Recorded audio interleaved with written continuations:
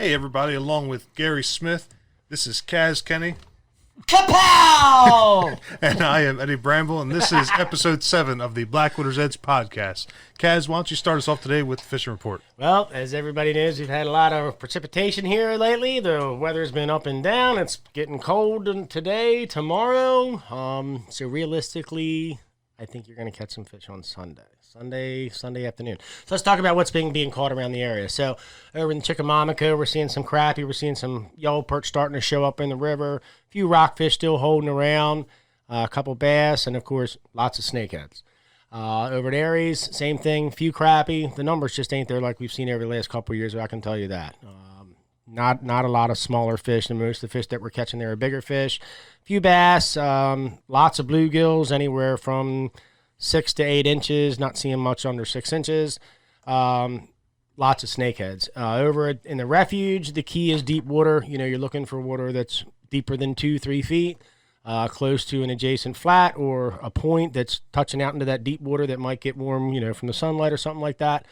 All in all, it's about putting time in. It's about doing your homework, you know, and finding some fish. You know, you might struggle a little bit, but I think those that are putting in the time and that are doing some work, they're finding fish. So that's where we're at. It's going to be up and down here. The key is we need two nice sunny days to get them fired up again. And so, you know, like I said, looking at it, I'm thinking Sunday's going to be the day. Sunday looks like it's going to warm up, be a nice day for it. Yeah. Oh, next week's one, too. Yeah. Oh, yeah.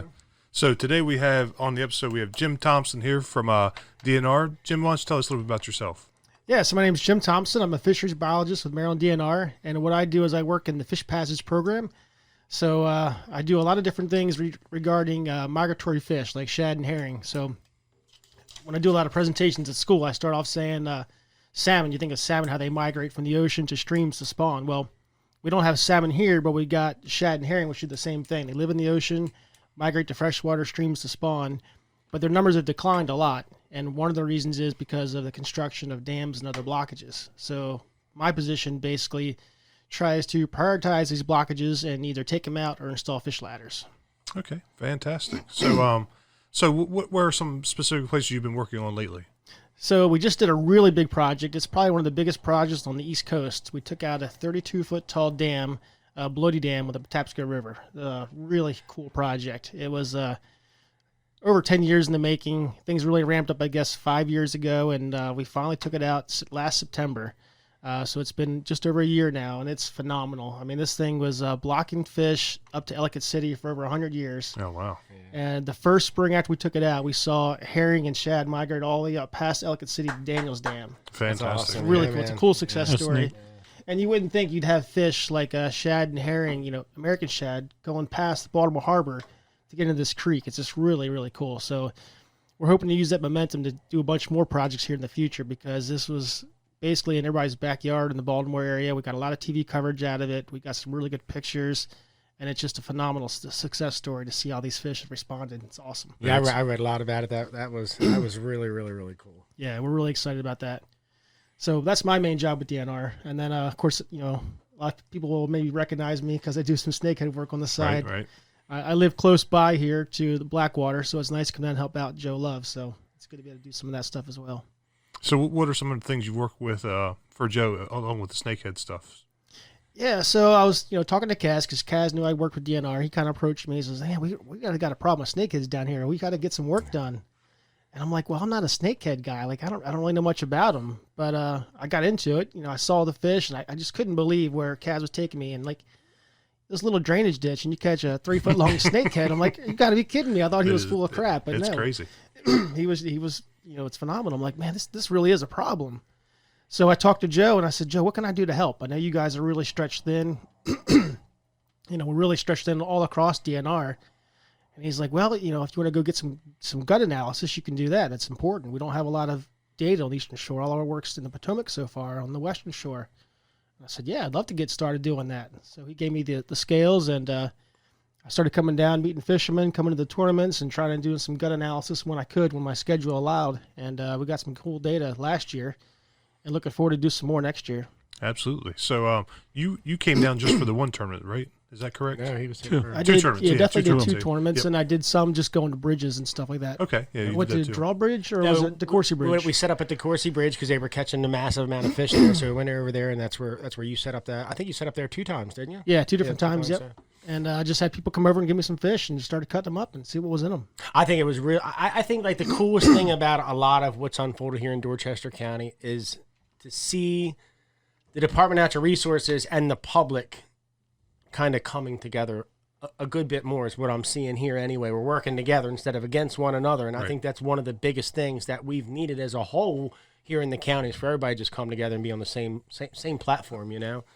I think it's really been neat to see, like you say, everybody's really coming together, and it seems to me, I don't know if this is true or not, but it seems to be that snakeheads have really been the thing to bring everybody together. There's always been differing views on rockfish and everything else that fishermen usually catch in the area, but snakehead, everybody can agree we need to find out more about these fish, and everybody's really coming together and doing what we can to figure out what the next best step is for this. Yeah. So Jim, you say you've been doing some stomach content. So we actually have a question here from Ben Cozy. He says, "What's the oddest or craziest thing you've ever found in a snakehead gut?" Well, most of the stuff I found has been pretty common. You see a lot of crayfish, bluegills, pumpkin seeds, a lot of killifish, bummy chugs, that kind of stuff.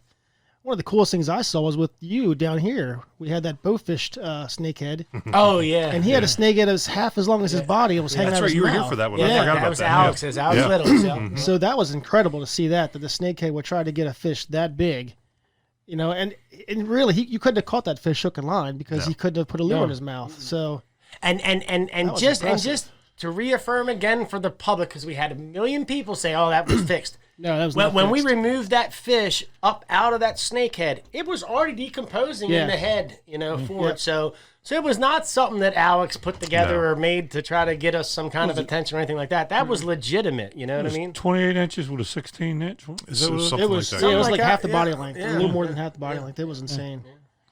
Now we got some pictures of that too somewhere. Yeah, We those probably are some put it great up there. pictures. So what are some other things you found doing the stomach checks?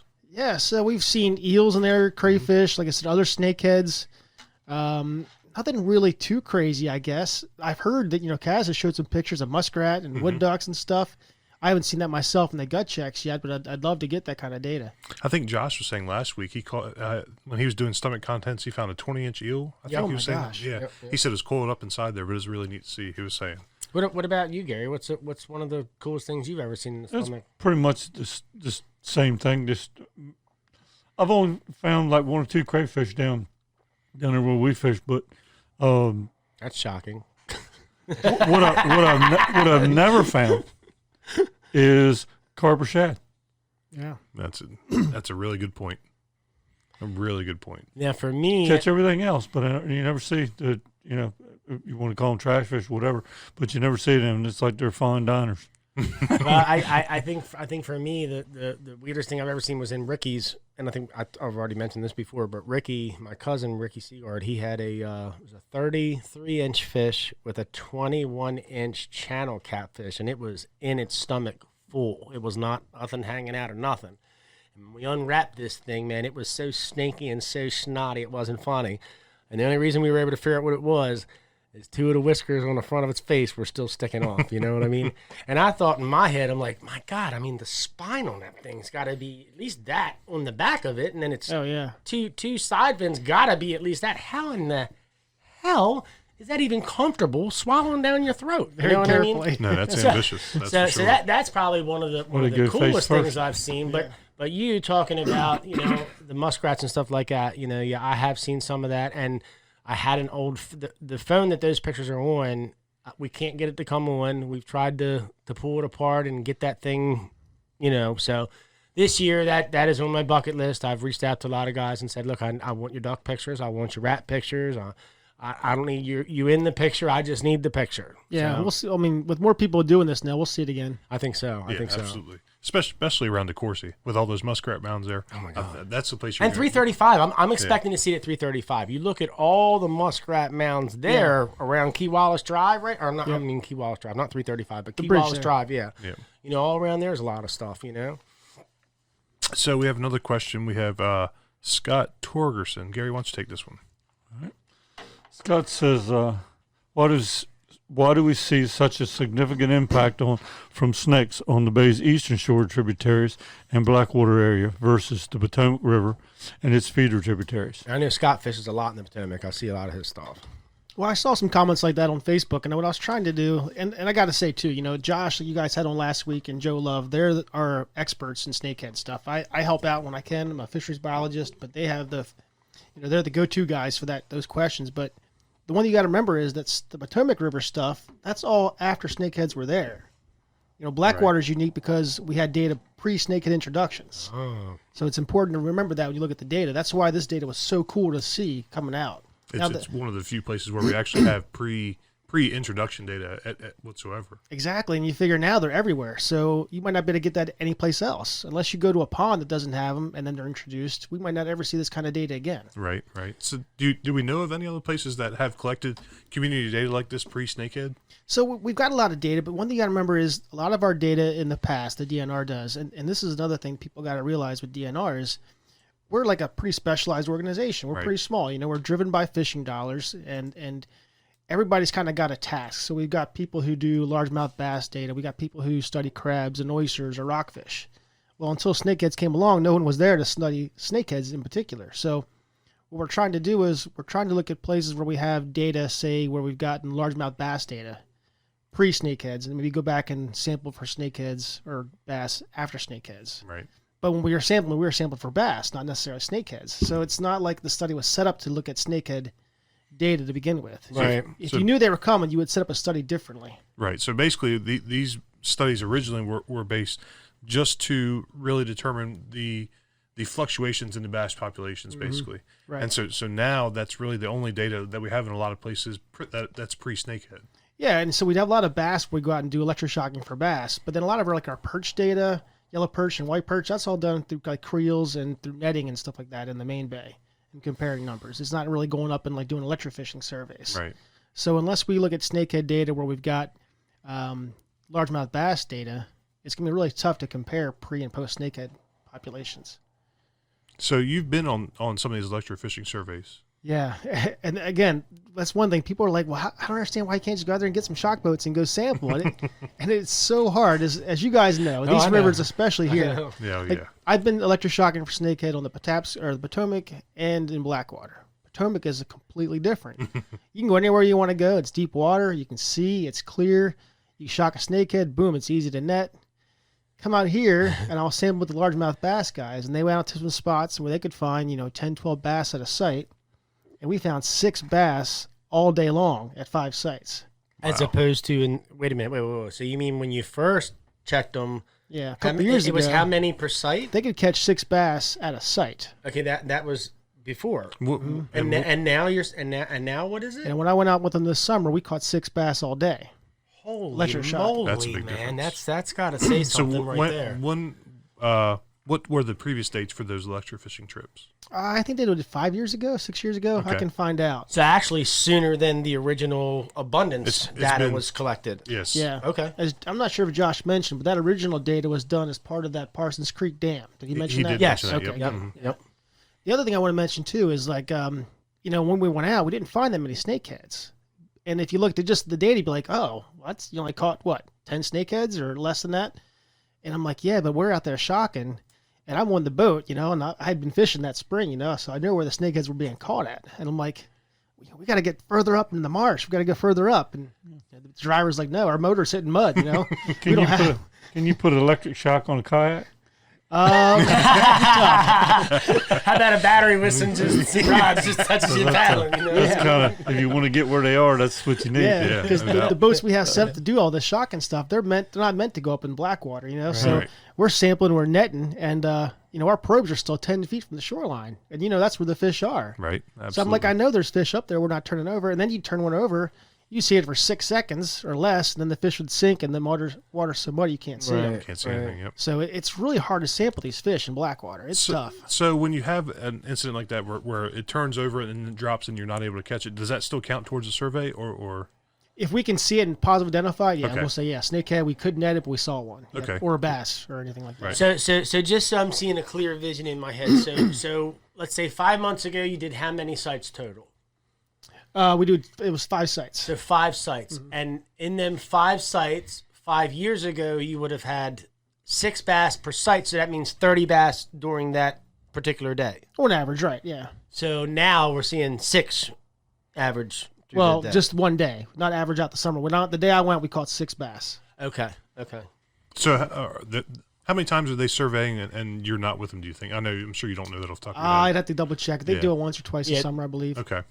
And I know Jim and Josh, they were going practically almost every week, wasn't it? Oh, for the netting once a surveys, month, yeah. yeah. Once The a nets. month. Once a Yeah, month. Yeah. that's what Josh said. Once a month.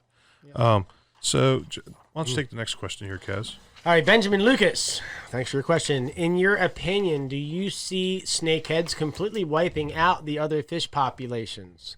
This is a 2-part question. Also, are there any known predators that go after snakeheads? Or are they considered the top predator in our family? Well, I'll answer the first one. I don't see them either in Blackwater or Potomac or any place, them completely wiping out all the other fish. That's now. tough to do. Yeah, that's hard to do. Like, and so when you saw that data that Josh released, the carp and the gizzard shad, those guys. And one of the things you want to point out too, one of those numbers exploded so much, is once those carp get to be a certain size, the snakehead can no longer eat them. Right. Even a large snakehead. Right. They're kind of like safe. And that's kind of what I think Josh was trying to explain to us, is the reason that we're seeing that boom in those 2 species is that we're missing those fish in let's call the slot size Yeah. that are responsible for eating the abundance of fry that are produced From the from shad and the those carp. the shad and the carp. So that explains that. So I guess what maybe people are thinking is, we see this big influx of carp, we see this big influx of shad. What we know, they can't eat them once they get a certain size. So what does that mean to the fishery if those numbers would explode? Does that mean less SAVs? Does that mean One reason why we see so many carp and gizzard shad in Blackwaters, they're filter feeders. And as you know, there's a lot of detritus and stuff in Blackwater. So There's a I lot don't to think- filter through. Yeah, there's a lot of food for those fish to eat. So I don't think we'll see those fish decline over time. But you may see a shift. We might only Right. see bigger fish and not smaller Right, fish right, over time. right. And once those bigger fish, die off in natural ages, maybe we'll see a decrease in those fish as well. And that's been kind of like my stance with the largemouth bass. Right. Not that I'm trying to scare everybody, but realistically, in a real setting, in a real mind, think about it. If most of your bass left in the fishery are, I ain't seen much under 2 pounds, honestly. Yeah. So let's say a pound. So if what's left in our fishery is all this pound, stuff like this, what I've tried to let people know is, and as a biologist, we know we need them buck bass to come in to make those nests for them ladies to come in, right? Mm-hmm. So if we're losing the smaller species of the bass, then the females don't have a place to come in and make their nest, because the snakeheads have moved into that area and taken that over as their new spawning grounds, from what I'm seeing in a lot of the places that I saw bass spawning. So, that's like my biggest concern, I think, is just, I'm looking at the bass fishery, I'm looking at the shad, I'm looking at the carp numbers, I'm looking at the drop in the panfish numbers. Oh, yeah, the drop in perch. The perch is just, I cannot believe the numbers that are there. And just from my own experience in fishing, I got places that I could go even up until 2 years ago that had white perch, and 10, 11, 12-inch white perch, and you go there and you can get yourself a nice 12, 13, 14 of them for a meal, you know what I mean? We're just not seeing them. We're not seeing them. Now, what I'm hoping January hits here, and we see what comes in from the bay, what comes up into Key Wallace and up in 335 and does their thing. That's going to be a big marker for us. That's the only time that I have seen any kind of a so-called number of perch in the refuge in the last 2 years, is during the migration time, when they migrate in. Yeah. After they've been in and they're gone, they're just not there. There's man. no more resident white perch in here. there's They're just gone. none. It's just that main bay fish. Yep. So more to Kaz's point, what are some of the, I'm sure you don't have this data offhand, but on average, what do you think the size of the bass you were seeing while you were doing the electrofishing was? I don't remember seeing one smaller than 12 or 13 inches. Yeah, so They were larger fish. that's just frustrating to see. Because you figure those smaller fish, like a 6-inch bass, a 6-inch perch, that's like the ideal size Right, for exactly. these snakeheads. Yeah. You know? Especially the bigger ones that eat a lot. Yeah. Yep. The second part of the question, as far as predators for the snakehead, what do you see out there, Jim? I think any fish that would eat other fish, a bass, a perch, a crappie, would eat a small snakehead. The problem is, and this is the other thing where people are like, yeah, snakeheads, are they really invasive?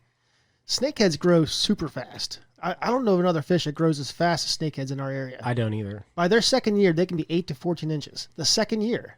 So by the second year, if they're not eating, they're already too big for anything else to eat them, except for be a blue cat or something. The bass, he has to catch him before he turns two, basically. Now, being that we just mentioned that word blue cat, I want to go right there right now before I lose that thought. Yeah. A lot of people are saying, oh, but the blue cat's in Blackwater. The blue cat's in Blackwater.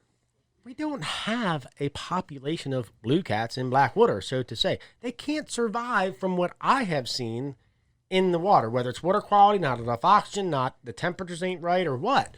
Well, the main thing with the blue cats, you may have a few stragglers here and there. Yeah, I mean, but the ones I see are dead. I mean, Right, the ones I exactly. see are dead, belly up, floating somewhere. When you you're know? going out blue cat fishing, you're catching them in deep water. Oh, yeah. Yeah. In water bodies. You don't have deep water in Blackwater. So, I mean, if you have 3 feet, you're lucky in Blackwater. So, I mean, they just can't survive in that type of environment. So for everybody that wants to keep saying blue cats, let's get rid of all that. We got channel cats, we got white cats, and we've got what are they? Brown bullheads. Yeah, bullheads. You know, we've got them. Yep. We don't have much in the way of blue cats. What about birds? I mean, birds are definitely Yeah, we've seen some of those pictures where we've seen them eating adult snakeheads for Right. sure. Oh, Yeah, nice. that's pretty You know cool. what's funny nobody's really talked about? The eagle population has done really well in the past 5 years. That's right. Yeah. That's You're right, seeing that's eagles right. everywhere. I was just amazed sick of deer hunting this year in the marsh. How many places you go if there's water around, or where do you go in Dorchester Redmore?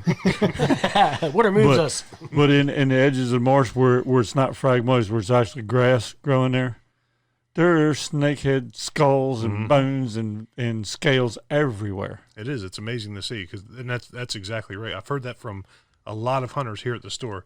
You're seeing snakehead remains in a lot of places inside the woods and the marsh and everything while they're sick of deer hunting. Yeah, I'm sure otters and raccoons and stuff would eat them if they can get them. They That's get I trapped never on thought those of that, yeah. on a low tide. Maybe they get Yeah. trapped in a little pocket of water. Heck yeah. So we have another question here from Paul Mikowski. I wonder if there's an effort to cast net the fry balls given the data. Wouldn't this be an effective means for controlling the population? It could be. Well, I mean, y'all know how I get down with the fry ball, so we'll leave it at that. So, I mean, I know do my part.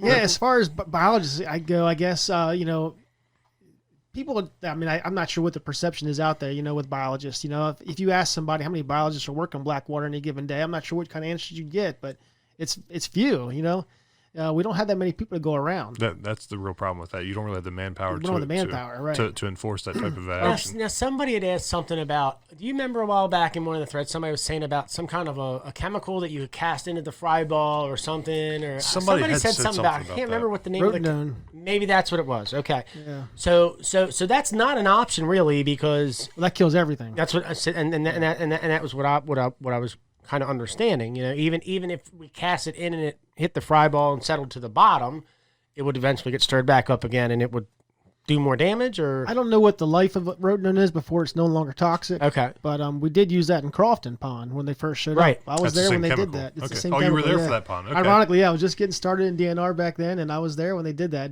And my buddy and I, we actually caught the second a big adult fish. We pulled it out. I saw a clip on National Geographic when I was down at my parents' house in Florida, and sure enough, I see me in the background in the canoe. That's awesome. I didn't know you were there for on that. that Geo, yeah. I actually had the Dave, you original on TV? shirt on last week from the Crofton study. Oh, Remember did the one you? that had the circle with the bullseye and then had the back? Yep. Yep. Can you tell us a little bit more about what happened since you were there? Yeah, so when I was working in Annapolis at the time, and it was a big thing. People were really concerned about it because we heard about snakeheads, and our position's always been that these things are invasive. We don't want them being moved. We can't force people to kill them, but we definitely recommend you do it. And so we were really concerned, and we wanted to get them out of there before they got into the Patuxent. And so we got together, and the plan was to basically just go in there and nuke the whole pond and find these fish because it was so worth it to get these fish out of there. And we got the adults, and of course we got some younger fish too. And How many fish were in the pond? A lot. I think we found two, like a really adult fish, like the two main fish. But the one thing that would really surprise us was the range and sizes we saw. We didn't think they were there that long, and we had at least 3 different size classes there. So there's at least 3 different years worth Somebody of fish there. tipped them off you were coming. Yeah, yeah. So it was surprising then to see how many fish were in that pond that quickly. Wow. So I think that's one reason why the concern is like. And so what was some of the procedures you guys went through as far as for trying to eliminate the population there? Just to kill that pond. Just kill the whole pond. Yeah, kill the whole pond before they could get out in the toxin there. And they drained it down too, didn't they? Didn't they drain I don't it think down? they drained it down. I don't recall that. I was there when they just after they killed all the fish. And Okay. it was stinky, but I think they just netted everything. And We were pretty sure nothing survived. Yeah, the belief was nothing survived that, and then what was it, the next year or 2 years later? I think they found them in the river actually. Yeah. And so were they able to test the DNA to see if it was the same strain or the same family of fish? I Or can't say for sure. Okay. I know there's been some DNA testing, but I'm not familiar with it. I know they said the fish in Blackwater are Delaware fish. right? They said it's not the same strain as Potomac fish. That's exactly right. So, we have another question here. Why don't you go with that one, Gary? The last one there. Last one is from Steve Heinerman Sr. You have a lot of people out there that love them as game fish, I being one of them. However, I don't want a decline in the native species either. So what do we do? What we're doing? It's just I mean, yeah. Catch them and keep them. You guys know better than I do how many people are out there fishing for snakeheads day in and day out. And do you see a drop in numbers? No. I mean, they're increasing. People they're like, I don't understand how you can call it invasive. And I'm like, these fish get so big so quick. They live in a body of water that most predatory fish don't go. You know, like we don't see bass hardly in 4 inches of water. right. You know, eating frogs and that kind of stuff, especially fish 30 inches. You know, and these fish can spawn multiple times a year. They got both parents guarding the nest. If you were to put characteristics on a fish to make it invasive, this fish has all of them. You know, and that's why I don't understand why people are so hard to believe the data and that this is possible. It boggles my mind. And, you know, I don't want to, talk down to anybody, but it's just surprising to me. So Josh was saying that he doesn't have any recorded data of them spawning more than twice in a year. So, but the belief is they can spawn more than that, and I'm not sure where the trade-off is on that. Yeah, I mean that's what I'm trying to, because realistically, I mean, I see, we're talking about the different size of fish. Back to you, now I'm talking about when I get into the fall, and I start setting some minnow traps in places, and I see snakeheads this big, then I see them this big, and then I see them this big, and then I see them this big. There's 4 different sizes Right. in that trap. Well, and just So, because, I don't know. just because, maybe the bulk of them spawn once or twice a year, there might be a few of them that spawn 3 times. Right. Well, It doesn't mean have to all of them spawn. Well, see, I remember back in January, February last year when I was reaching out to you when the guys were finding them 2-inch and 3-inch, fish in traps, and me and you started talking about it. I mean, feasibly, the only way that we could see those small fish being there in a month of February are A, they held over, B, somebody locally is raising them and letting them go, which me and you, we talked about that. So I don't know. I mean, I'd like to see something done basically on a water, I don't want to say it, a study equivalent to the environment of Blackwater for a whole year. You know what I mean? Let's maybe get some of the water from here, pine tarred water, and see if we can get them to go more than 2 times. I mean, I know I can't because I don't have a license. But I do know 2 things. You have an early spawn, May basically. I've seen And them the as early as parents would- April. Right. Well, that's once, but this year it was later. It was almost in May when you cold. saw the big spawn and a lot of fry balls on the water. And their parents are with them for 45 days. So you're thinking, well, 45 days, then they've got to build up the eggs again and spawn. So you're looking at maybe 90 days. But very few times did I catch a female off of a fry ball that didn't already have eggs building up in her. Apparently from the next day, man, they're just pumping them out. Oh, yeah. But Yeah. I saw like 3 main times this past year that there were fry balls. Now that didn't mean that those particular fish all spawn. I didn't. Right. You I didn't can't say catch. whether it's the same parents. I didn't tag the fish, so I know it's the same one spawned 3 times. But it were at least 3 major spawns this year. So that's either fish spawning 3 times or two spawning late and 2 Right. spawning early, however. I think that's probably one of the main next areas of documentation we really need to try and push for is to really document a certain set of fish and see exactly how much they spawn over a year's time. I think that's going to give everybody a real good indicator of how much these fish can reproduce over a quick period of time. Mm-hmm. What is the actions being done up the bay? Are we doing anything up there that you know of? Middle River, Bush River, Swan Creek. I mean, in terms of monitoring or data eradication? collection or anything like that? Is anything going on or anything unfolding that you know of? Yeah, so the only I can speak on about that is in the Upper Bay, especially, in Bush River, we have largemouth bass data from our biologist, who's Joe Love. That's why Joe probably knows more about snakeheads for DNR. And this bass data that he has is pre-snakehead, correct? Correct, yep. We've been doing bass data for years, so it'll be interesting to see how those numbers change. But again, that was targeted just for bass. So it's not community data like it is not here. community right, data. not community data. They probably won't have numbers on pumpkin seed that they saw or Right. bluegills, that kind of stuff. So But it still could show us a shift in the predator. it could show some shifts in bass, yes. But that's going to take some time, though. Sure. Yep. Okay, so Butch Huber, he's got some questions here. So let's are the snakeheads, in your opinion, the key component to the drop in Blackwater, or are the numbers that Kaz speaks of about factors in other, like, is there other factors involved, water quality, things like that, or do you think this shift? Do you think this shift is more related to snakeheads or not? I guess is the question he's asking.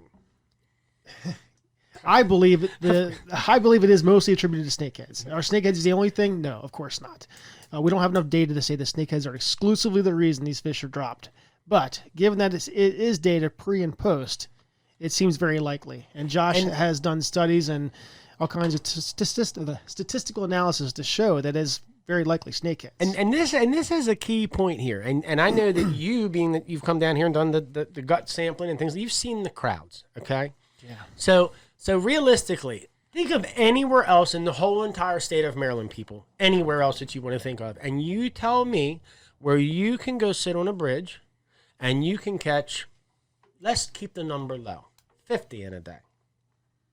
Now, 20. not just you, but there's also 10, 13 other guys out on these bridges. Let's say you only catch 20. Like you said, there's 10 other guys there. Not counting the boats that are in the water out there fishing too, that left from the dock. You know And what I then mean? go back tomorrow and do the same thing. Right. That's my point. So let's just do a numbers thing. 13 at 20. Okay, what's that? That's Don't let me do math, Kaz. 160, 160 fish, right? 260. 260. Okay, so multiply that times 2 days, right? I mean, the numbers are there. I mean, if you really sat down and you saw 10 people on a bridge catch 50 fish, there's 500 fish. They're Friday, Saturday, Sunday. That's 1,500 fish if they want to be greedy. You know what I mean? And take them and be greedy, please. Be greedy. I didn't mean to say it like that. But, I mean, the bottom line is I beg someone to show me anywhere in the state where they can catch snakeheads or any other fish at these numbers. And that's what really got know? me curious about coming down here and doing the gut work, because People thought I was crazy. They thought I was making numbers up for 2 years, I'll be honest, I was one of them. I was one of man. them. I came down here with you, and you took me out all day long. You showed me places you caught snake, and I'm going, there's just no way. We get it out, you grab a fishing rod, I'm like, holy crap. Like, boom, one there, boom, another one. And we're in an area the size smaller than this room, and you caught 3 snakeheads in 10 minutes. I'm going, this is amazing, considering like just 5 years ago, there wasn't any fish here at all, snakeheads. I mean, if you went out there and tried to stock this many fish, you couldn't do it. Like, I mean, we go out and stock trout every year. We could never duplicate this kind of effort, and this is all natural. So it's scary to think that. And again, Blackwater is so unique that there's so many areas where you can't get to. There's so many areas where these fish can be in there and not be touched.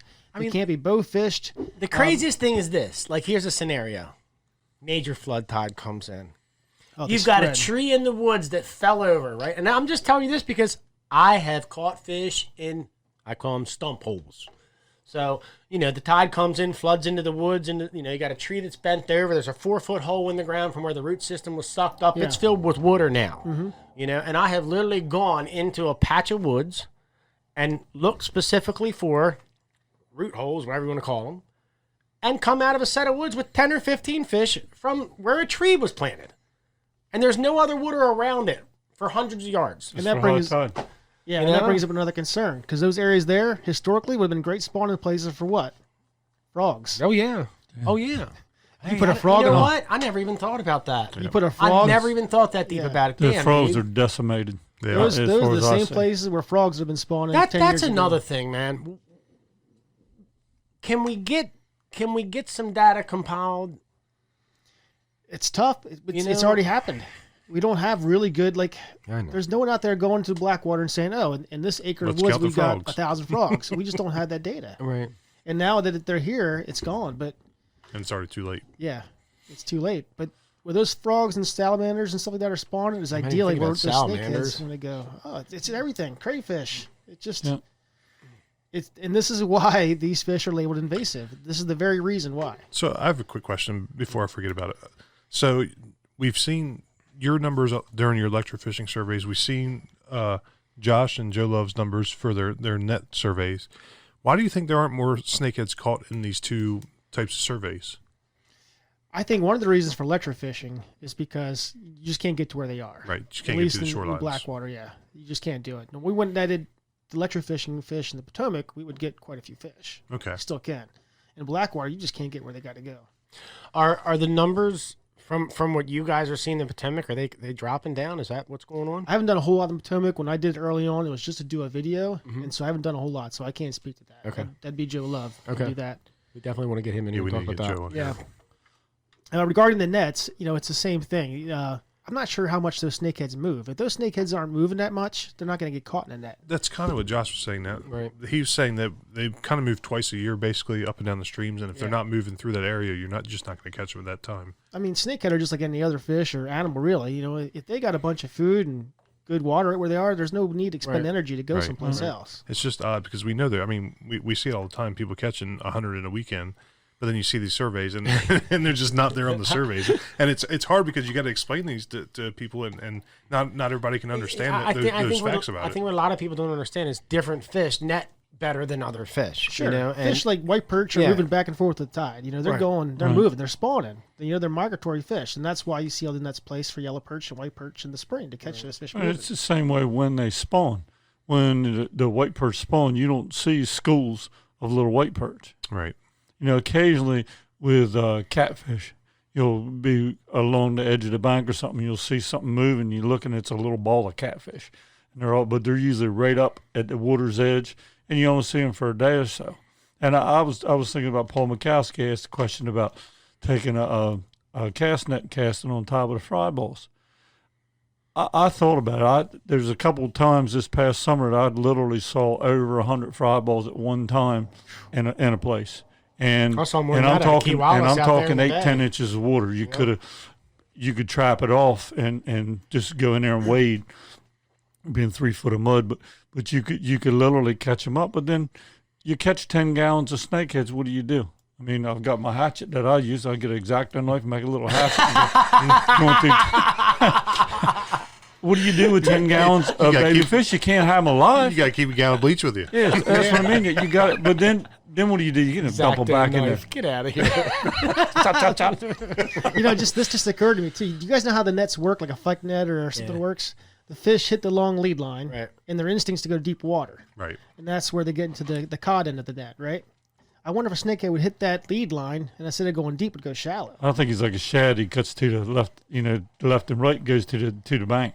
I think he might it's- go That's to the certainly bank. what they do when the Maybe tide he- comes up. Yeah, I mean, I can't. That's just a a really thought, good point. But That's a really you good know how point. much they like shallow water. They might Yeah. go around the net to Yeah. the shallow end. Mhm. That's a really good point. Oh, so I did the gut work for you, and it's just a few numbers here, but the hook and line fish I did this year, I did 83 fish gut analysis of hook and line fish in Blackwater, and only 17% or 14 of the 83 had stomach contents in it. That's so crazy. That's not very much, right? Well, we're going to talk about that in a minute, but go ahead. Okay, yeah. And I looked at I got some gut analysis work that Joe and Josh did on the Potomac. They got 57 fish they did guts analysis for, and 39 of the fish.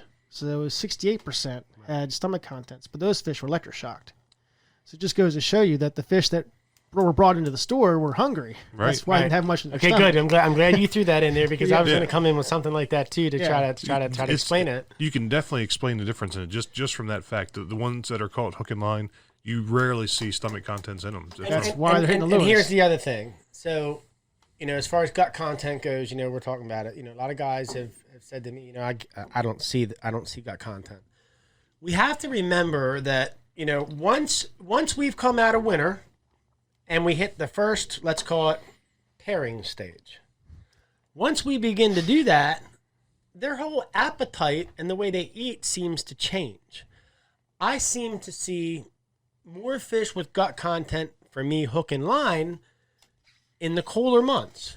Once we hit September and then all the way up until we hit April again, and I've got, I guess I can put together a ratio of how many fish during those 6 months that I caught had gut content and the other 6 months maybe that didn't. You know what I mean? Maybe I can do something like that and go back and look at some of the stuff I got. But for me, I'm with you. They digest their food extremely fast compared to other fish, correct? Well, it's temperature driven. So when you say fish in the wintertime, they digest much, much slower in wintertime. Okay, so that may be why we see less stomach content in the warmer months, because they're digesting so fast, which would explain why they're hitting the lure, because they're hungry and there's nothing in their belly and they want to eat. I would like to try to figure out, I don't know how we would do it, like how much, like if a 10-pound snakehead's 10 pounds, how much food does that fish have to eat a week to maintain where he's at? And then we take that number, multiply it by, I know that some people want to use the word billions, but we'll use the word millions because we don't want to scare people too bad. You know what I'm saying? So I do.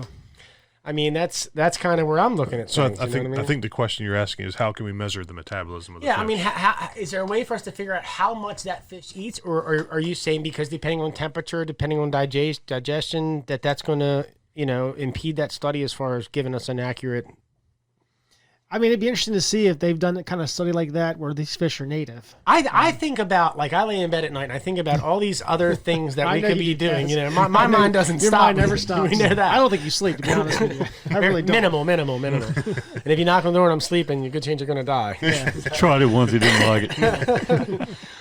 That is a really great question, though. The thing where we can actually, I mean, because I think there's been studies on largemouth bass that say how much that fish is eating, blah, blah, how blah, fast blah, they metabolize to maintain, right? And that'll really give us a measure of what these fish are going to do to a system. If we find they're established in there, we can give almost an idea of how they're going to affect that system ahead of time. Yeah. So we'll have a good idea of what we can do. It's just like with elephants, they know how much an elephant eats a day, and they know in the jungle they know what they can tear up. Exactly, right. Exactly right. right. I mean, we know how much a deer can take out in an area. I think it's an important fact to know for these places, because this fish is established in the Mississippi River now. Yes. That's been established. They're in Ohio. We know that now. Yep. And we're going to have to get a handle on what these fish can do, exactly how much damage we can measure these fish can do, so we know how to prepare these other areas. Yeah, where we can help the other to. people. I mean, that's Exactly. what we're here for. I mean, if anybody out there in any other states, wants to talk, needs some ideas, I mean, we're all here to help. Jim himself, I mean, all these guys are here to help. That's what we're here for. Well, when Steve, I can't read his last name. Hinterman. Hunterman or Henneman, asked about as far as the native species, he wants to still be able to catch them too. I think the easiest thing with that is keep snakeheads, because, like you say, if you can go catch 100, 50, even 50, 20 a day off of a local bridge and time again, and multiple people doing the same thing, they're not endangered by any stretch of the imagination. So it's not like you're going to catch the last one up and herd them and throw the native species back. I was like you a said big it in catcher, an at least for bass, for MPT years. movie or MPT film, and I can't remember exactly verbatim how you said it, but basically you said, I mean, this is a great fish. We can catch as many as we want. We can keep as many as we want. We can let as many as we want go. And they taste great. And they taste great. great. Nutritious and delicious, man. But the best way to keep the native fish and native fish population surviving as well is to catch and keep as many as you possibly can. Right. That's really the And best. turn the thing you can natives do. loose. I mean, as far as I'm concerned, the snakeheads taste better than any of Me the too, native man. fish that are in Yeah, Blackwater. no, you're right, for sure. They're good eating fish. So I think that's enough to wrap it up for this week. I got two more. Hold on, one more. Cass has two two more more things. Okay. Never stops. Jim, now maybe I need to ask Josh this. The only places that we collected data, we used those same sites, both surveys, correct? Correct. And we did not use any additional sites other than those sites for this data collection.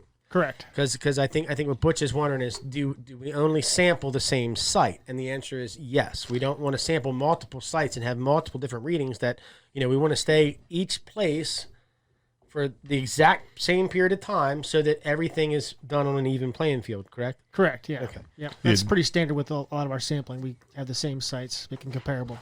Josh kind of touched on that last week. He said the reason they kept sampling the same sites was to keep the data as consistent as possible. Right. And He that's said the same reason they do it every month. Exactly. He said if you keep sampling the same sites, then it really gives you a less biased view of the data. That was what he was saying last week. All right, so the last question I got here today is from West Denton, and we all know that, the Snakeheads, they go home and then they come back. So this question from West Denton is, when will the snakes start on topwater? Well, West, a lot of the snakes have gone home right now, and we're expecting them to come back from going home. No, I'm just kidding. So let's really answer your question. So when will the snakes start on topwater? So to answer your question, Wes, I've caught snakeheads and I've caught largemouth bass 12 months of the year on topwater here. Yes. January, yes. February, yes. December, yes. I think the answer he's looking for is consistently. Oh, consistently? April. Yeah. March, April. First big warm up. Late March, early April is probably the most consistent answer. But realistically, Wes, if you're down here and you've had 3 warm days that are 55, 60 degrees in any of the winter months, it only takes 24 hours to jump that water temperature 15, 20 degrees, literally. So it could be 34 degrees right now. Sun's out 60 today, sun's out 60 tomorrow, sun's out 60 on the third day, and you're looking at 56, 62 degree water in that shallow spot of pine. And it won't be the whole river, but it'll be, it'll be a pocket. Well, it's like Mary texted me and asked me a question. Did you think if she came up this weekend was a good time to fish? And I told her, use the sun to your advantage. Yep. The sun's out, snakes. Everybody thinks they got to be out there butt crack of dawn. Let me tell you what, when it's 22 degrees butt crack of dawn, I'm going to the tree stand. I ain't going on the side of the bank. I can tell you that. Hunt in the morning, fish in the afternoon. That's exactly right. Last Exactly. cast. And from 12 on. So before we go, I just want to say something on behalf of all of us. We want to say thank you to everybody who's following us. Absolutely. And we appreciate all the interaction that we're getting. Because look, we couldn't do this without you. Keep the questions coming. This is a team effort. This all has been a team effort from the get go. Okay, we're here to help you. We're here to get your questions answered, and we're going to do whatever we can to make a difference. That's the problem. Keep the questions coming. The more you guys ask, the more we can answer. The more we can help you out. So I think from Gary, Kaz, Jim, and myself, we appreciate you viewing this episode this week, and we'll see you next week. Merry Christmas. Merry Christmas, everybody. Merry Christmas.